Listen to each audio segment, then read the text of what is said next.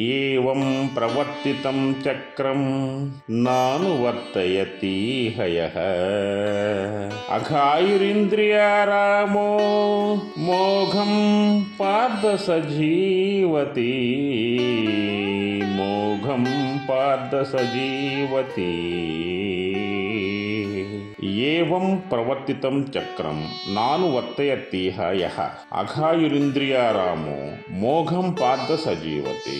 ఈ శ్లోకంలో కొన్ని మీనింగ్స్ తెలుసుకున్నట్లయితే, పార్థ అంటే ఓ అర్జున, యః అంటే ఎవరు అని, ఏవం అంటే ఈ ప్రకారముగా, ప్రవర్తితం అంటే ప్రవర్తింప చేయబడిన అని, చక్రం అంటే జగచ్చక్రమును అంటే ధర్మచక్రమును అని, ఇహ ఈ లోకమున నా అనువర్తయతి అంటే అనుసరింపబడిన వారు, సహా అంటే అతడు, అఘాయ అంటే పాప జీవితం, పాపుడు అంటే పాప జీవితం కలవాడు అని, ఇంద్రియారామ అంటే ఇంద్రియ భోగ శక్తులవును అంటే ఇంద్రియాలకి లోబడి ఉండును, కామ క్రోధులవును అని, మోఘం అంటే వ్యర్థముగా, జీవతే అంటే బతుకుచున్నాడు అని.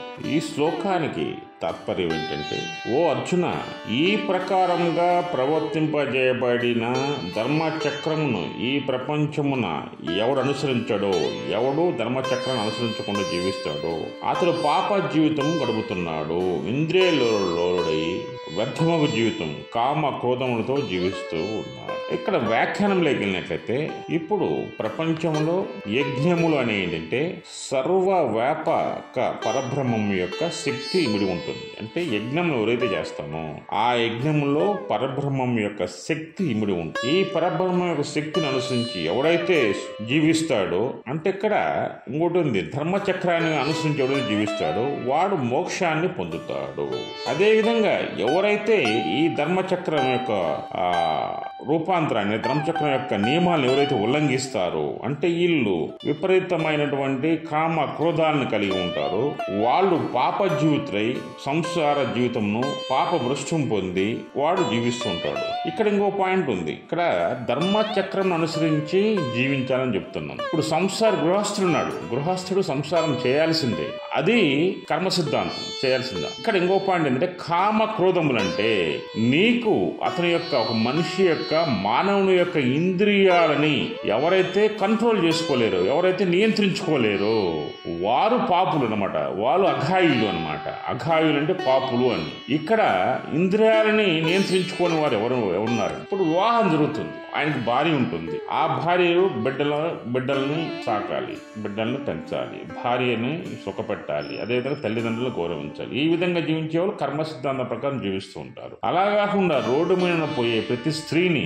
కామ దృష్టితో చూసి ఆ స్త్రీని అనుభవించాలని పాప బుద్ధితో చూస్తూ, అదేవిధంగా క్రోధం, ప్రతి విషయానికి మనిషి కోపపడుతూ ఎదురువాడికి లేనిపోని సలహాలు ఇచ్చి, ఇతను తెలియకపోయినా తెలిసినట్టు సలహాలు ఇచ్చి వాళ్ళ జీవితాలను నాశనం చేసేవాళ్ళు, వాళ్ళ మీద కోపం ఉండేవాళ్ళు. అదేవిధంగా అబద్ధాలు మాట్లాడేవాళ్ళు, అంటే అతని యొక్క సుఖం కోసం ఎంత పెద్ద అబద్ధాలని చెప్పేవాళ్ళు, వాళ్ళు అఘాయులు, పాపులు అవుతారు. అంటే మనిషి అనేవాడు ఎవరైనా సరే అఘాయులుగా ఉండకూడదు, వాళ్ళు ఎప్పుడు కూడా ధర్మచక్రాన్ని అనుసరించి జీవించాలి.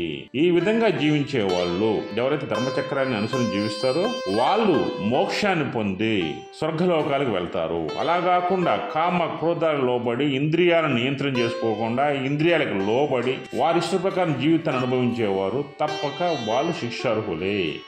ఈ విధంగా మానవ జీవితం అనుభవించడం కంటే కూడా వాళ్ళు సూక్ష్మ జీవులుగా జీవించడం ఎంతో మేలు. అంటే పరునికి సహాయం చేయనివాడు, దానగుణం లేనివాడు, ఇతరులకు సహాయం చేయనివాడు వాడు పాపి యగును.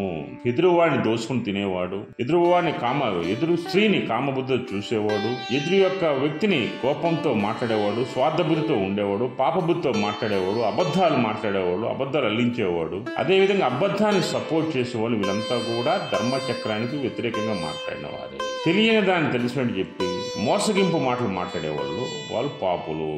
వీళ్ళకంటే కూడా జీవులుగా, సూక్ష్మ జీవులుగా, క్రిమికీటకాదులుగా బతకటం మేలు. జై శ్రీకృష్ణ, జై శ్రీకృష్ణ, జై శ్రీ.